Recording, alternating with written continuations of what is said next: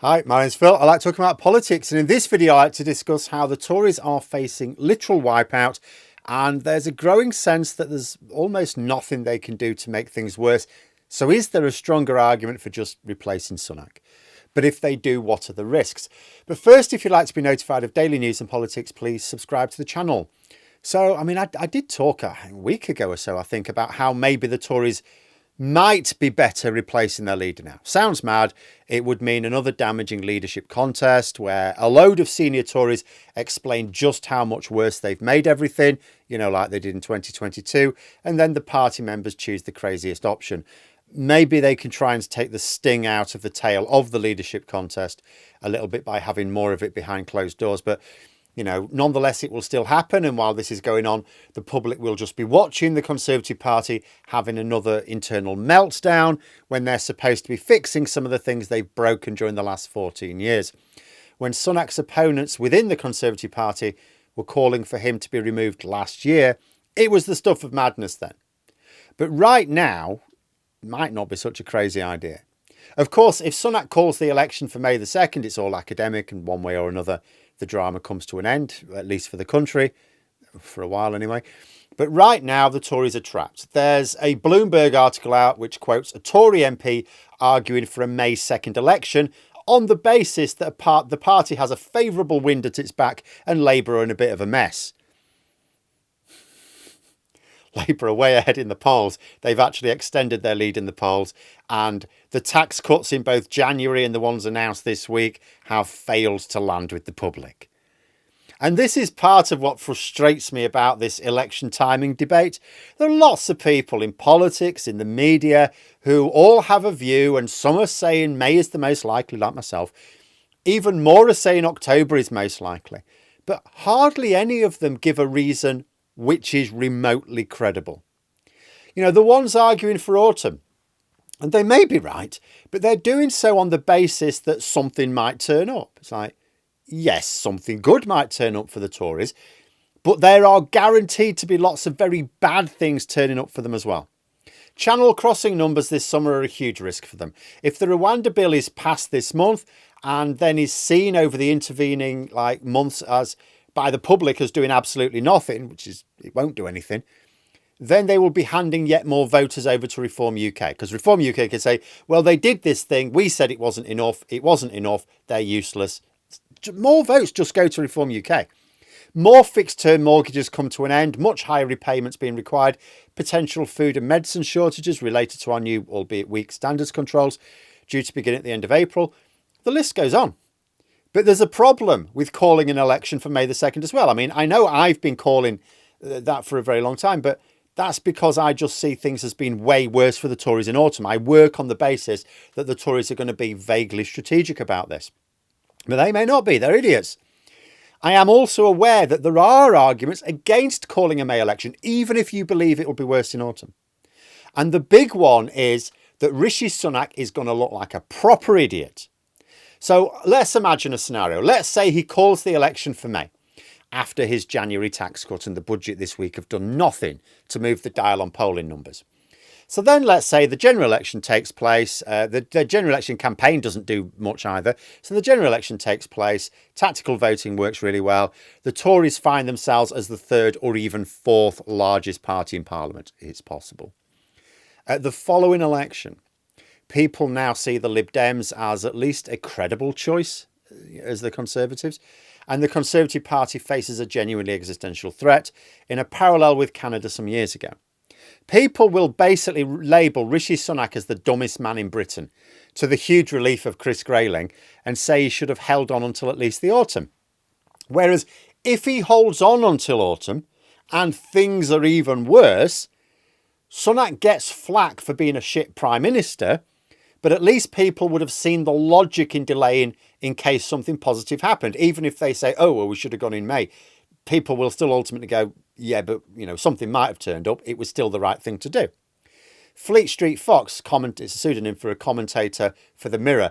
They've based their belief that we'll have a May election on the fact that Sunak is not a gambler, and delaying until autumn would be a huge gamble. Now, let's ignore for a moment the fact that Rishi Sunak was an investment banker and therefore a professional gambler of other people's money. This reasoning still supposes that Rishi Sunak is trying to work out when is the best time to hold the election for his party, or maybe just the least bad time. And that's where I have another problem with some of the reasoning of the people, that they come up with. It's like, how do you know that Rishi Sunak gives a shit about what's best for the party? I don't know if Rishi Sunak has any regard for the Conservative Party at all. I don't think there's a lot of good evidence that he does. His actions as both Chancellor and Prime Minister have been about making himself and his family richer. He's made no attempt to pursue popular policies, even for the short term, even when the polls have been making it blindingly obvious what those policies are. It infuriates me when you hear Tories close to Sunak claiming they've tried everything and nothing worked. No, you've tried nothing. And let's not beat around the bush here. The people around Sunak, it's not just that Sunak is bad. The people around him have been woefully embarrassing. A strong team, a support team for any political leader will make that leader look better than they are. That Labour can boast the size of the lead they have with a leader whose personality doesn't exactly shine through on a large scale, and with most people not really being sure of the detail of Labour policies, it's utterly ridiculous that they can have such a lead. A competent Conservative campaign team, even given a 14-year legacy of failure, although I would say if they'd have had a competent team behind them, maybe the last year would have improved something. So it would have been a 13-year legacy of failure and 1 year of, putting some sticking plasters on things at least. They should have been able to force Labour to hammer their main policies more aggressively in order to appeal to the public. There really is now an argument for the Conservatives deciding to go long, deliberately go long, but not just to hope something turns up, to actually stack the odds more in their favour by replacing the leader now. It's not that I think they have anyone better than Sunak available. It's just that a new leader would at least start off with a bit of a blank slate. Most of the public don't really have a strong view of many of the potential leadership candidates. The point is made that there's not enough time for a new Conservative leader to build up rapport with the public. No, there isn't. Absolutely not. But that's not necessary. And they don't have the people to do that anyway. Changing the leader would not be about trying to win the election. That's now impossible.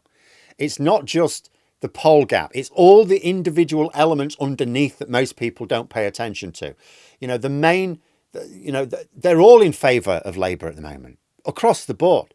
This wasn't the case even in 1997. 1997 was a dominant Labour win. But they did not control all the individual components within the polling. The Conservatives still had strength, including on the economy. That is not the case anymore. In fact, you look at the latest YouGov poll, Labour are almost level with the Conservatives in terms of voting intention amongst the over 65s.